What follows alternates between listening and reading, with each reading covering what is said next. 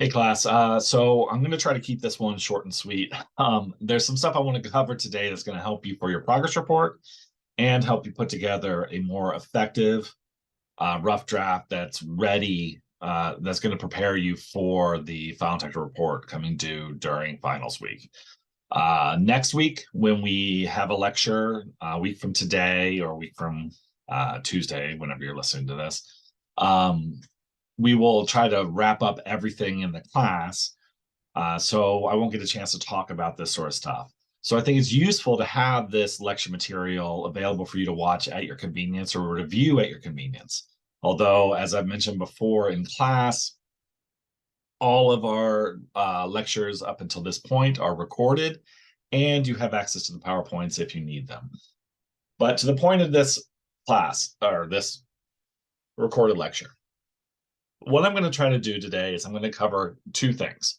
One, I want to go over and review some of the stuff that's important for presentations, because you have a presentation on Thursday.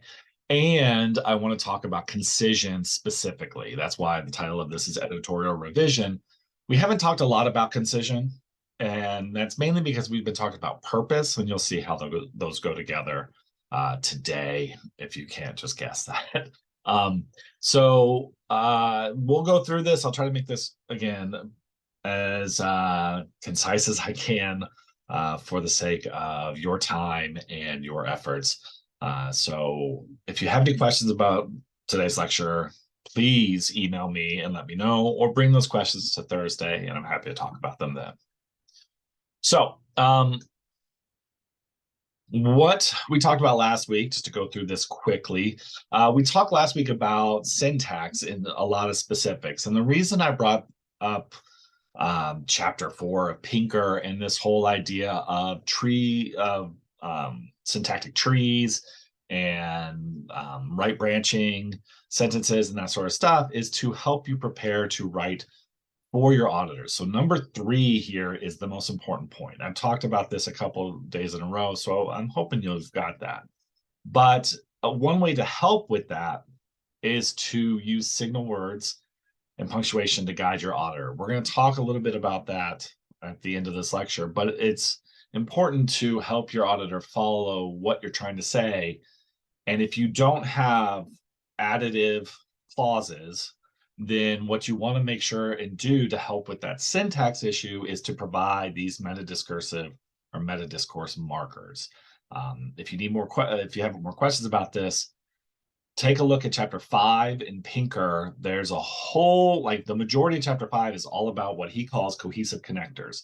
And that is this idea of how do we link ideas together? Okay, and you use those signal words to help your audience out.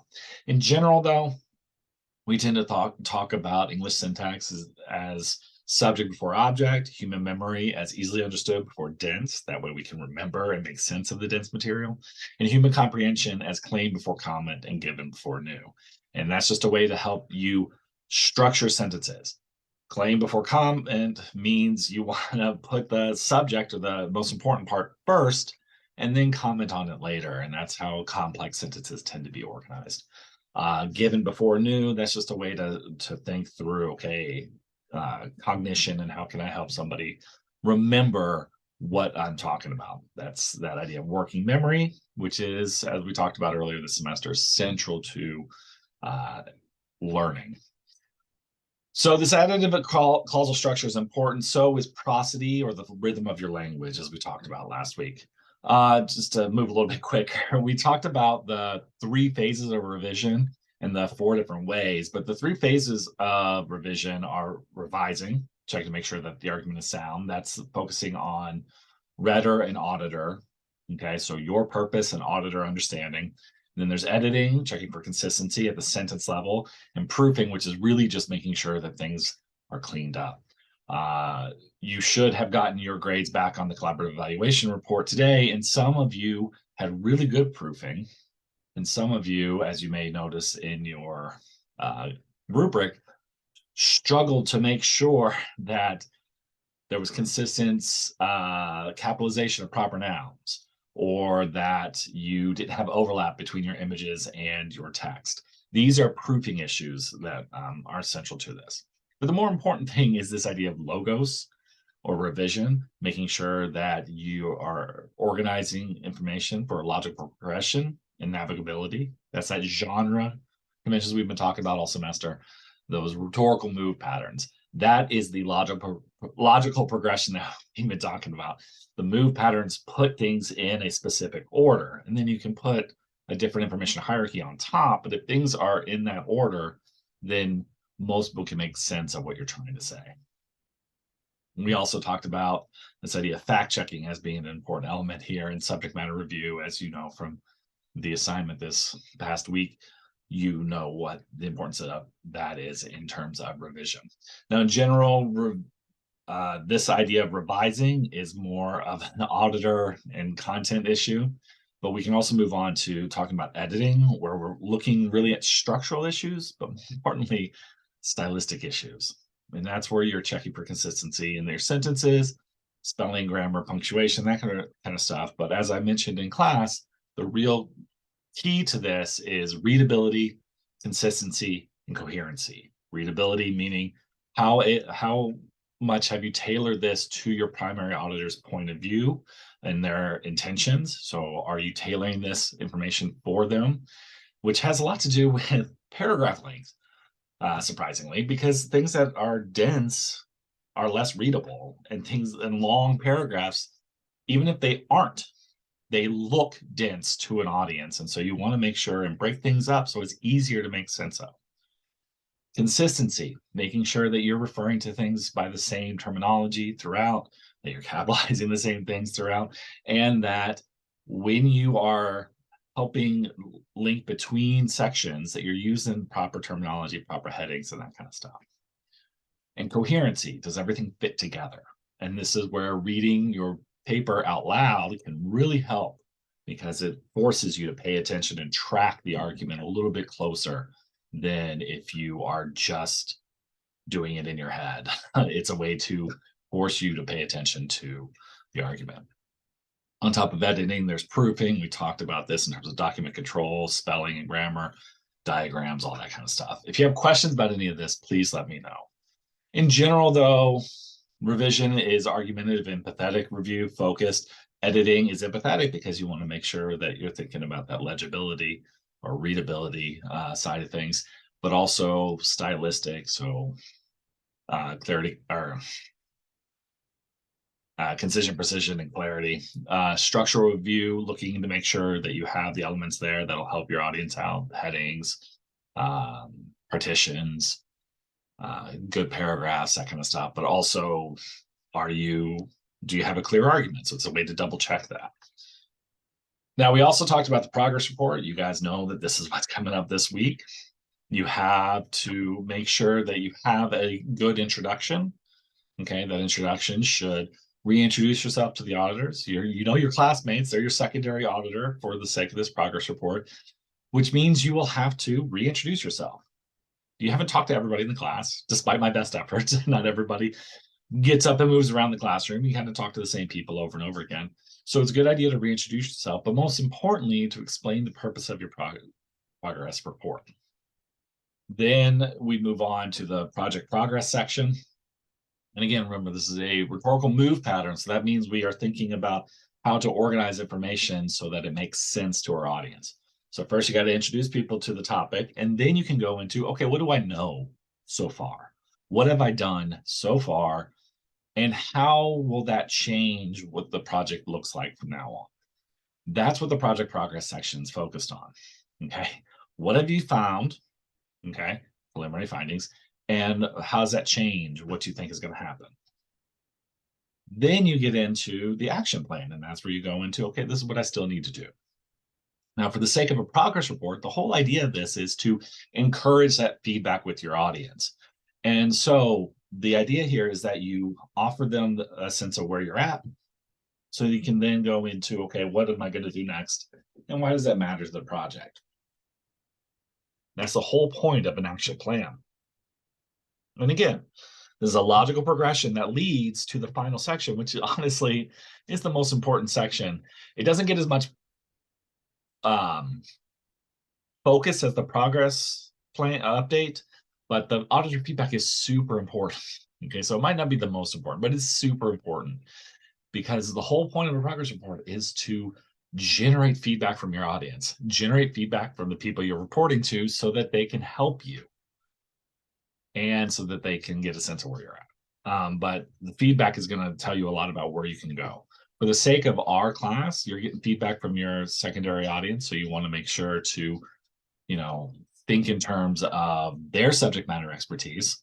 So if you know that there are some mechanical engineers or civil engineers and your project has to do with that, or you know that they're fans of UK basketball or of VR headsets, whatever you're focusing on for your final technical report, then try to elicit that kind of feedback from those experts. You also can aim this at issues that have to do with technical communication. However, as I mentioned in class, you don't want to focus in on like, what graphics should I use here and there, but is the scope of your project clear? Is it progressing or is it organized in a way that makes sense? What do you still need to do in terms of criteria or in terms of whatever your genre is? And that's one way to get some feedback that's meaningful from your audience. Right. So once you have all these elements, you have pretty much a consistent and clear progression from your audience that should make sense to them. All right. Now, I did want to talk a little bit more about the progress report, but mainly the presentation of it. Now, I mentioned in class, a lot of informal progress reports are just like check-ins, and a lot of times that's done through email. Informal progress reports tend to focus on just the project progress.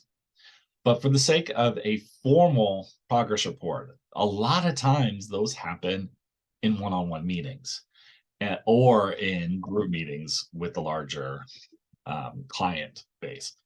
So you want to think through how you can present this material, especially when it's not in a written report, in a way that's legible or understandable, and in a way that offers a clear progression so your audience can make sense of what you're talking about. And that's what I'm going to be looking for in your progress report presentation.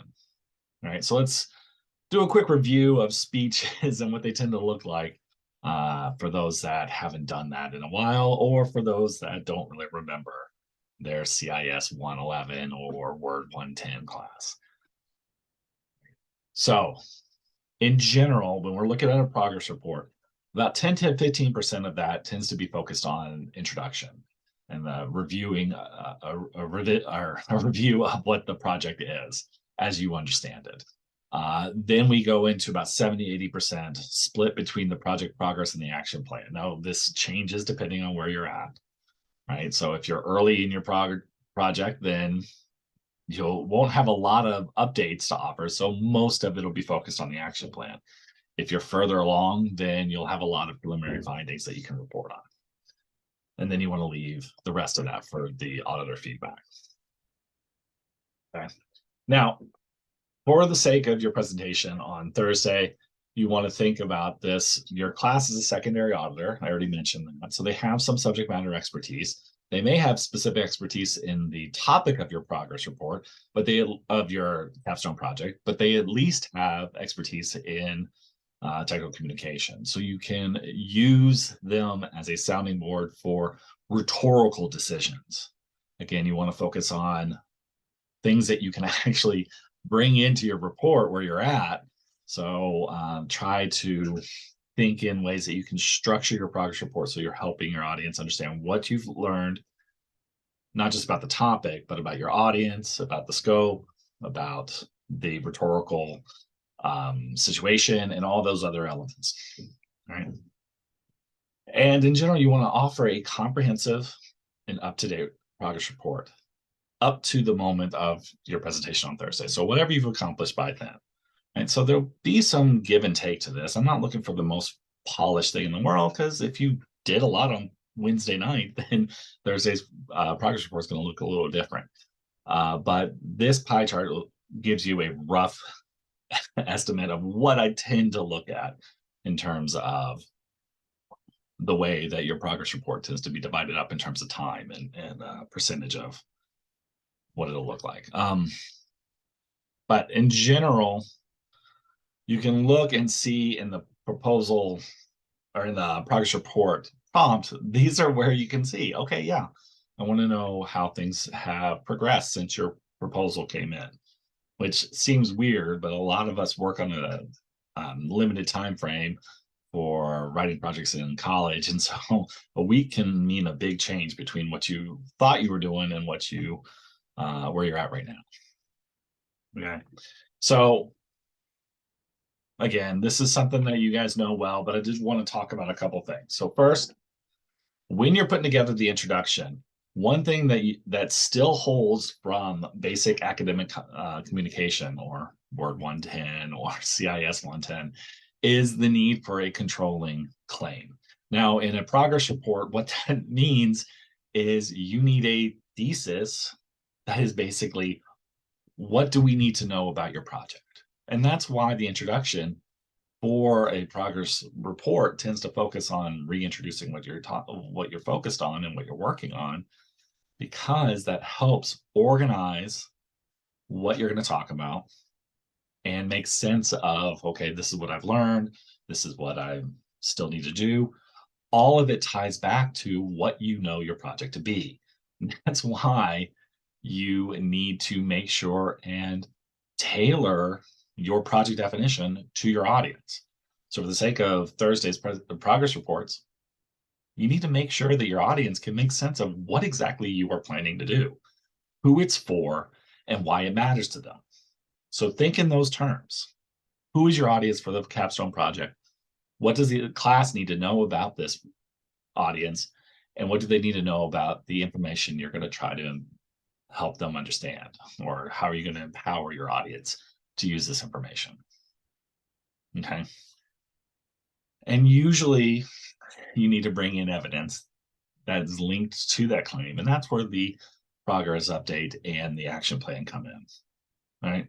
So in general, if this is the genre on the left, then on the right, this is what a typical presentation or speech looks like. You start with opening remarks, you move on to the quote unquote argument, and then you move on to the conclusion.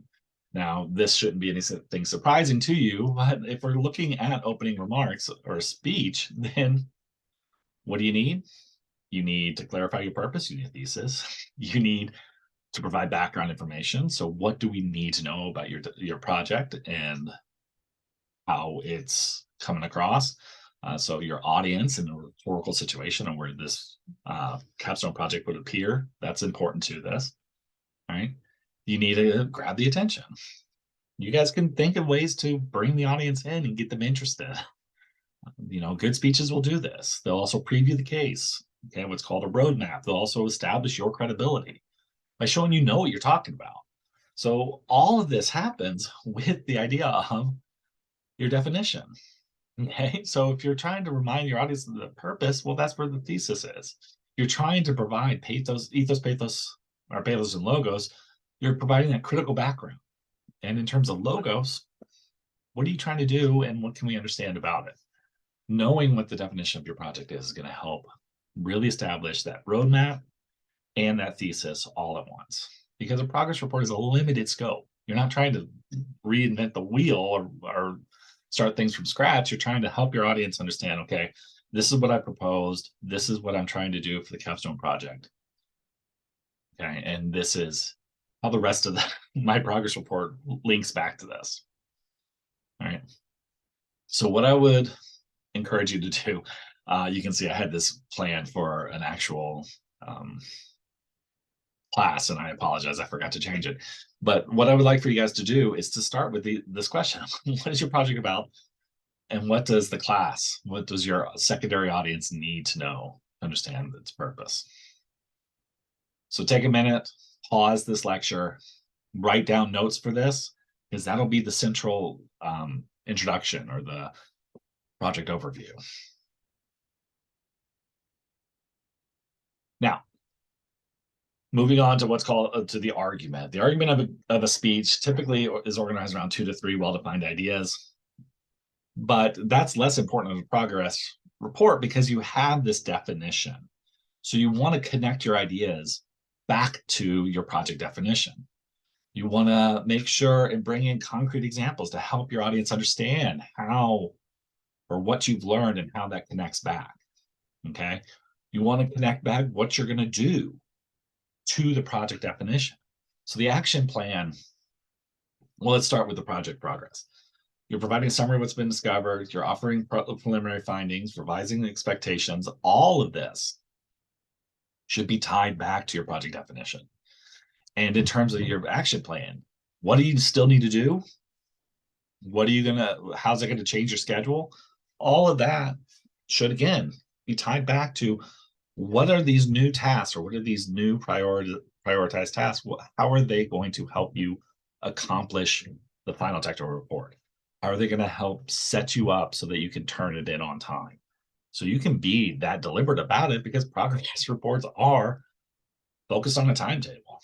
What did you present in your proposal, or what did you negotiate with your client? And then how is that showing up in what you've done so far and what you still need to do? Okay. So again, I would encourage you to pause the lecture and answer these questions. What have you completed so far? Have you made progress on specific research questions, or have you developed criteria? What are you working on, or what have you done so far? And what do you need to do before Thursday? Okay, so if we're thinking about a progress report right now from Tuesday or Wednesday, if you're watching this on Wednesday, what do you still need to do before you turn in your final progress report? And then the final thing, like I said, I'm moving quickly because I'm trying to keep this short and sweet. The final thing we all know, you got to end with a clear summary and you got to end with a call to action. Well, that is very simple in a progress report. If we focus on just what do you need to do before the next one, the action plan, that tends to lead naturally to a summative thing, because if you're tying everything back to the project definition, then you are helping people see how all these ideas connect together.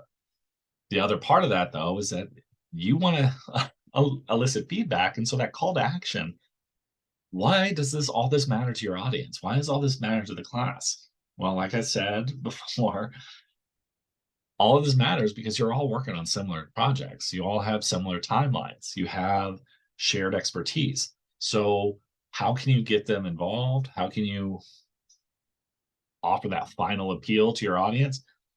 That is tied specifically to what are the areas of concern you have in completing the report, and how can your audience help you? Those areas of concern, that's what you should elicit targeted feedback from, because that is something that your audience can, for the most part, understand and relate to and help you with. All right. So again, try to make a bigger picture, not necessarily just like specific, like what word I should use here. And not just specifically like how can I find a source, but bigger picture issues that your class can help you with. Right. So what is one question you have was some feedback that you could elicit. I'm not pretending like none of you have given presentations before. I know you have. So this is not brand new, but I like to review this. If you do have questions, as I mentioned in the announcement, I will be in my office on Tuesday. That's 1318 POT. I'll be in my office during our class time, so you can stop by there since we're not going to be in the classroom. Or you can find me anywhere from 9 to 4, or I'm sorry, 1 to 4 on Zoom. So see if you can find me there. Now, one thing I also like to make sure everybody understands is that just like there's a good way to revise a written document, there is a generally accepted progression of rehearsals that tends to prepare you for a presentation. So if you are nervous about the progress report, or you just want to make sure you nail this grade, then I would recommend you follow this rehearsal schedule. And this is a 5-part schedule. And considering you have like at most an 8-minute presentation, then that would be 40 minutes. I'm sure everybody could find 40 minutes here and there between now and your presentation. even if you're recording it. So what I would recommend that you do is first, you start with an initial run through. This is similar to reading your document out loud. You test the organization, the argument, the purpose, whether or not you have all the elements needed for a progress report. That's what the initial run through is. The next rehearsal that I recommend that you do is that you practice looking up, basically. Don't read it, but see if you can do this presentation, not necessarily memorize, but at least more off the cuff so that you have a sense of what you're talking about without having to rely on a script or on your notes. So you can actually present it. And that's what the second rehearsal is focused on. It's the start of that piece, right? Then you want to start integrating your speech aids, your slides, your slide deck, that sort of stuff. If you can do that, then you won't be as nervous about, okay, how do I click forward? But also, more importantly, you'll be able to use the slide deck to help your audience understand what you're talking about. Right. So if you're talking about a specific research question that you're worried about, you can make sure your slides presenting it. Or if you're talking about what you've found so far or what you still need to do, you have that up on the screen and are able to use the slide deck effectively. The fourth thing, and this is something that I recommend that people do, but I don't know anybody that's done it, is play the yada yada game. And I say I don't know anybody that's done it because I don't know anybody that's sat there and done yada yada yada. But the idea of the fourth rehearsal is to practice the nonverbal signifiers, including tone, intonation, rhythm, and all those types of things. Hand movements, what do I do with my hands, type of things. This is a chance to pull it together so that you're paying attention to how you're presenting it, not what you're presenting. Rehearsals 1 and 2 tend to focus on what you're arguing and is it clear. And 3 and 4 tend to focus on how you're arguing, making sure you have the right amount of time, making sure that you have the slide deck matched up, and making sure that you are able to present yourself confidently as a subject matter expert. And then the last rehearsal is just pulling it all together. One more run through. So if you're presenting in class, then this could be before our class, right?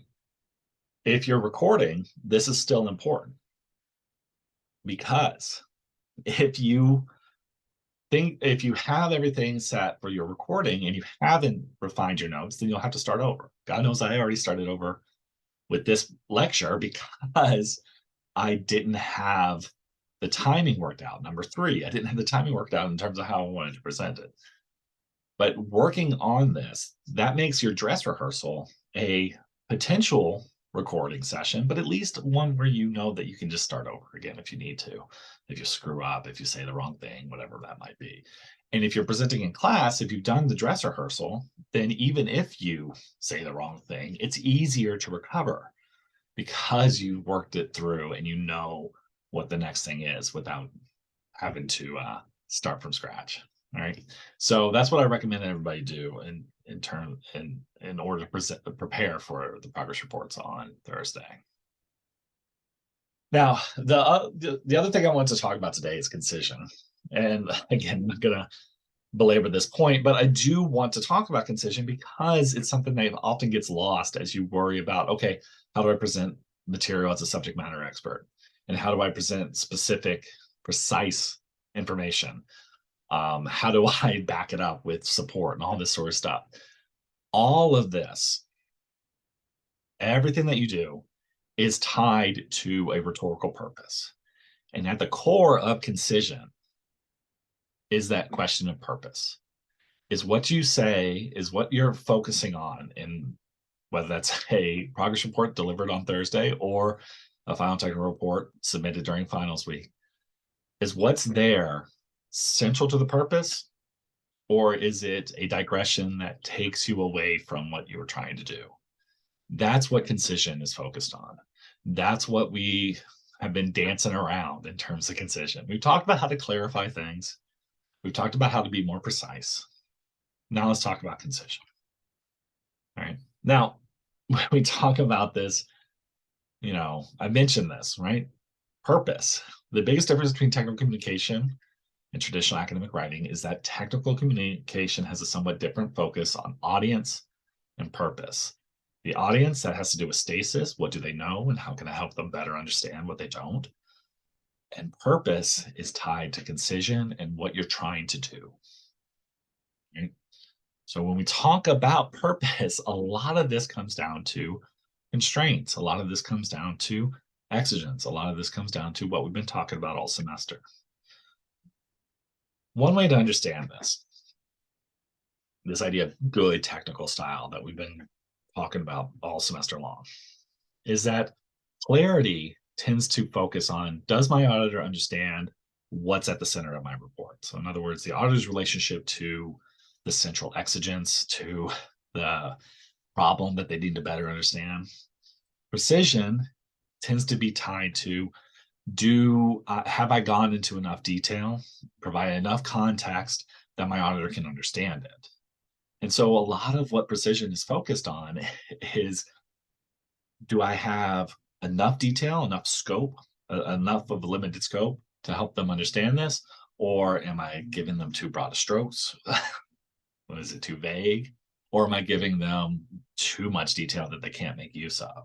So precision, again, is that balance, right? Well, concision, as I've been talking about the last couple minutes, is explicitly tied to your relationship to the auditor. How clearly are you tying things together so your auditor can make sense of it? A 500-page paper can be considered concise if all of it is connected in a way that makes sense to your auditor and is tied to the rhetorical purpose of the report. That's why there are really long technical reports. Same thing with a 2-sentence email. It can be concise, but it can also be precise and clear because of all this balance that we've been talking about. All right. So when we talk about the problems with Monroe's, going all the way back to our second day in class, right? Monroe was very lacked precision, lacked concision, and lacked clarity because of the word choice that we talked about. But in terms of concision, the concision is there because they're not using enough precise words, because they're not clarifying the right things. Because, to point to this idea of what Markel and Selber say about the 6 points of what technical writing is, it doesn't address particular readers. It doesn't help them solve problems. Number 1 and 2, that is at the center of concision. That is at the center of all good technical style. So if we go through this point by point, or at least how do we control for concision? How do we make sure that our writing is more concise? We've talked about how agential headings can help with concision because it gives someone a reason to read. That's what agential headings are different from informative headings.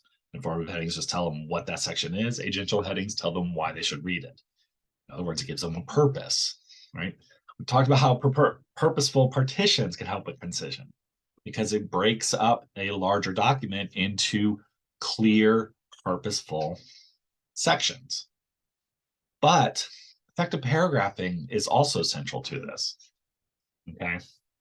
We'll talk about all these other ones in a second. But if we focus just on this stylistic approach and we focus on purpose, a lot of what we talk about when we talk about purpose is tied to those epistemological questions that you don't want to deal with, right? I mean, some people in the class are happy to talk about them, but a lot of people just want to move past them. But when we talk about concision, a lot of it has to do with what is relevant, okay? And in other words, what are we trying to get across? And concision has to do with, how can I use the minimum amount of rhetoric to help someone understand what I know, my perceived understanding, to get to an absolute truth, right? So when we talk about methodological rhetoric, concise documents will put their arguments up against others. And that's why literature reviews are important, especially for methodological rhetoric. Literature review is vital for a lab report as we've been talking about, but is less vital for a recommendation report because a recommendation report tends to be more, we'll come back to ontological, tends to be more sociological. Ontological rhetoric, you spend a lot of time defining terms and making sure that we have an understanding of what other people agree on. That's what a background report is focused on a lot of times. So concise background reports tend to be longer because the purpose of it is to provide that understanding, that socially derived understanding, so that your audience can better understand material. And sociological rhetoric tends to take the material and use it. So what is concise for them is, okay, here's what we know to be true, material world. Now let me focus in on how to use it. So when we talk about concision, a lot of what we're talking about is this idea of how do we get to a shared understanding of knowledge as quickly and as purposefully as possible, right? So knowledge transmission tends to be a more concise communication. Knowledge creation tends to be a little bit more drawn out, and it all has to do with how am I hoping to build knowledge, or that epistemology. I hope this makes sense. But what I'm getting at is that when we talk about genre, we talk about stylistic approach, concision, precision, and clarity. A lot of what we're dealing with is how are we focusing on empowering our auditors? And what are we doing to help them understand this? Do we need to provide language to understand it, that ontological stuff? Do we need to provide material understanding, sociological purposes, or for methodological purposes? And how are we providing information for them and organizing it for them so that they can best use it? So we can talk about all these different things, but when it comes to concision, the king of this is rhetorical purpose, and everything else builds into it. So the kind of research I bring in and how much detail I'm going to spend talking about them, what I'm hoping the audience is going to do with this information. Concision is making sure that all of the stuff that's there is purposeful and lined up to make sense to your audience. Right? So you might stop in the lecture right now and think about this, but how does a progress report reflect the purpose underlying it? And to go back to earlier in the lecture, I talked about this. But you can also think about how does the genre or the move pattern or the genre that you're working in for your final technical report, how does that correspond to the purpose of that report?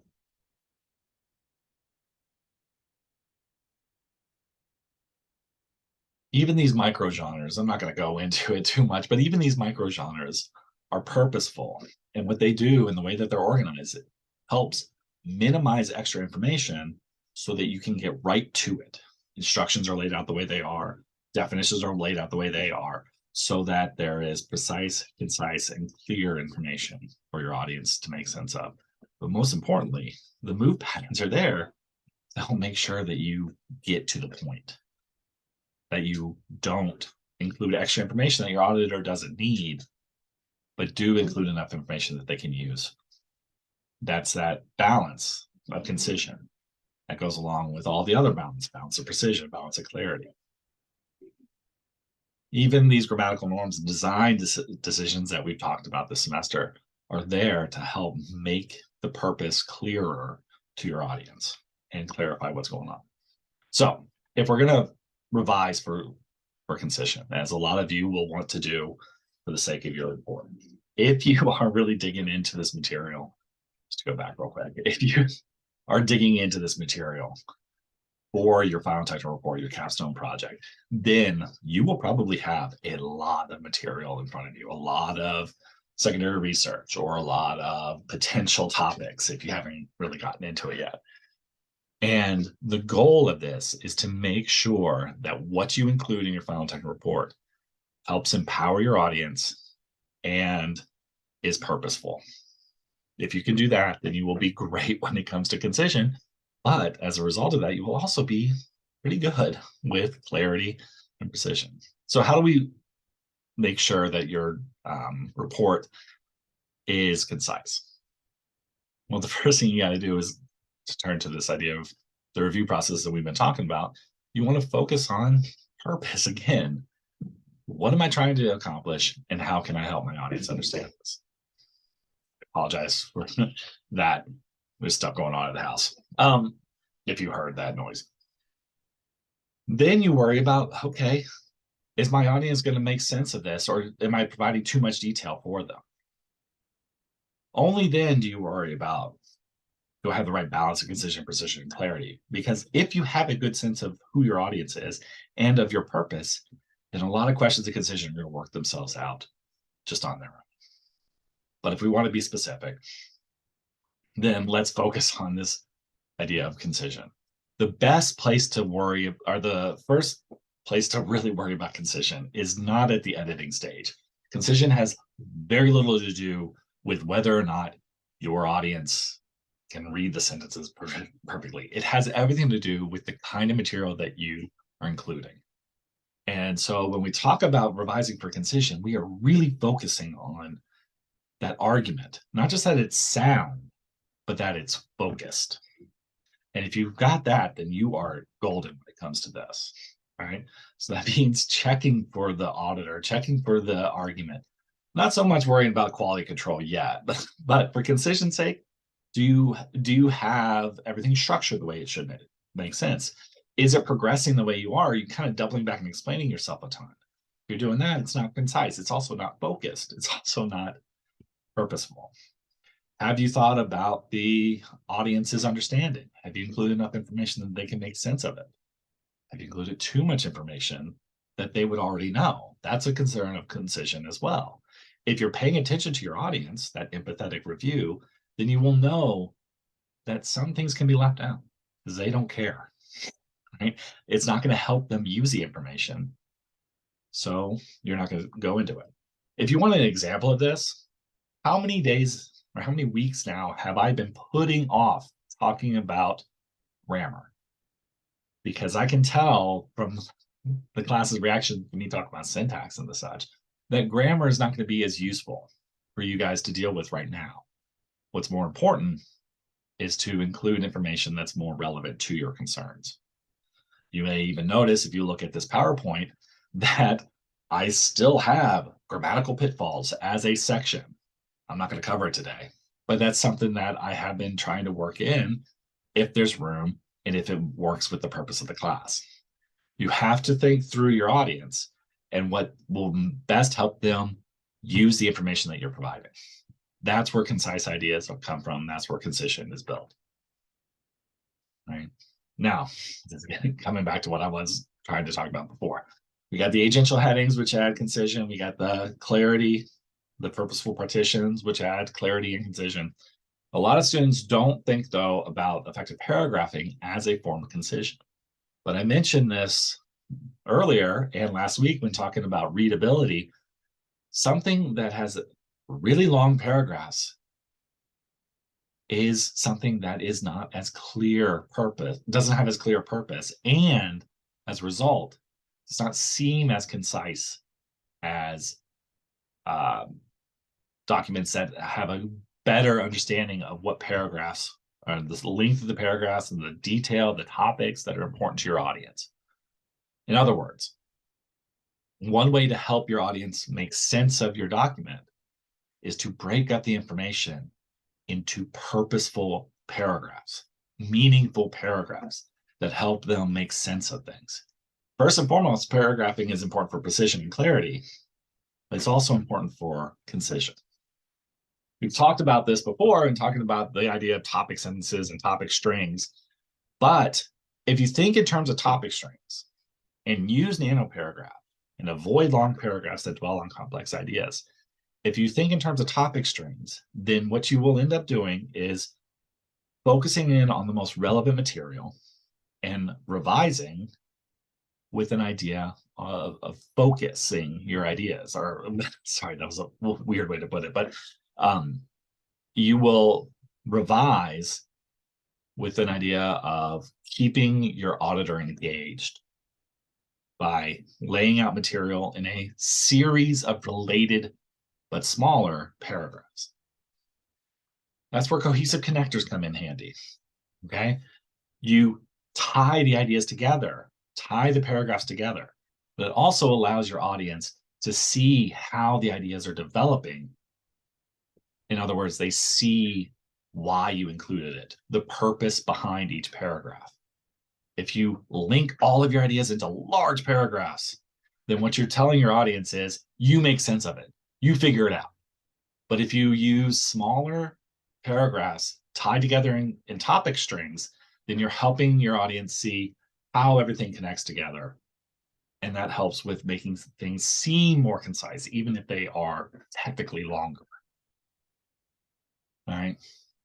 Now, if we look at sentences, syntactic control, simple, complex, compound sentences, none of them really have a direct impact on concision.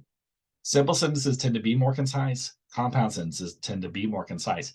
But in reality, the importance here is that you are thinking about your auditor's cognitive abilities, that you're building on old ideas and adding new information to the right in that added causal structure, or at least that you are helping them see how ideas develop. And if you've done that, then that's the number one way to help with concision on a sentence level. So with editing instead of revision. I want to talk about one thing real quick. This is late in this semester to add this, but this is something that might be useful for some people. There's a way to develop more concise sentences if you are worried about using long sentences all the time. If you're worried about tentative writing, for instance, then what you want to do is what's called the paramedic method. The paramedic method does a lot of triage to focus in your sentences, similar to what paramedics do. They fix the problem in front of them and then prepare things for the future. So what you want to do for the paramedic method is you want to triage. So first thing you do, circle the prepositions. If you don't know what a preposition is, it's just you can check in this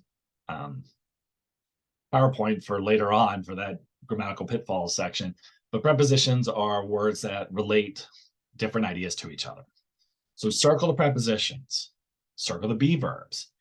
The reason you circle these things is because these tend to lead to more complexity.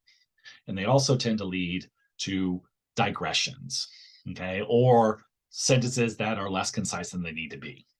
Be verbs are common with verb tenses that aren't necessary, where you can be more direct, thus more concise. And prepositions tend to add complexity that might or might not be needed. So you just circle these so you can identify potential problems, similar, again, to what a paramedic would do. And then once you have those circled, you find the action. You find the most relevant material and make that meaningful to your audience, okay?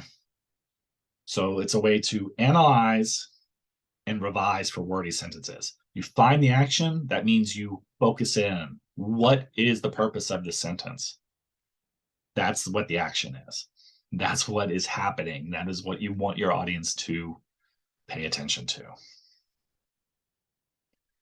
Then put this action in a simple, active verb, if you can. It's not always possible, especially with more complex ideas, but if you can, put it in a simple, active verb. Simple meaning past, present, future of that verb. No conditionals, should, would, could, that kind of thing, and no participles with using be verbs or has verbs, have verbs, right?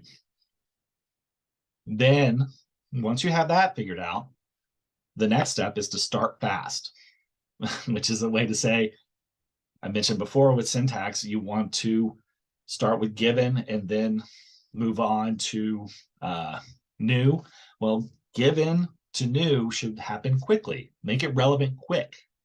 Slow windups are sentences that have introductory clauses that go on for a little too long, or compound nouns, lots of things added to the nouns. Get to the point, okay? And then read the passage aloud with emphasis and feeling so that you can read it as your audience might, okay? The purpose of this parametric method is that it enhances clarity, it highlights precision because you're getting to the point, and enables more concision. It's just good all around in an editing move. Now, I would never say you need to do this for every sentence that you have. This is a way to say, okay, this sentence isn't working. What can I do? Circle the prepositions, do this sort of thing. All right. If you get a chance, I would recommend taking your time to do it with these sentences. This is in the PowerPoint if you just want to download it, but I'm not going to force you guys to do it right now. I know everybody's got a lot of stuff on their mind. In general, the parametric method helps highlight that additive clausal structure by identifying prepositions and other issues. It helps you identify proper modifiers, okay, and helps you work on parallelism, prosody, and precise punctuation. Okay, I hope this makes sense. If not, let me know. I'm happy to answer any questions that you might have. Good luck with your preliminary draft and good luck preparing your progress reports.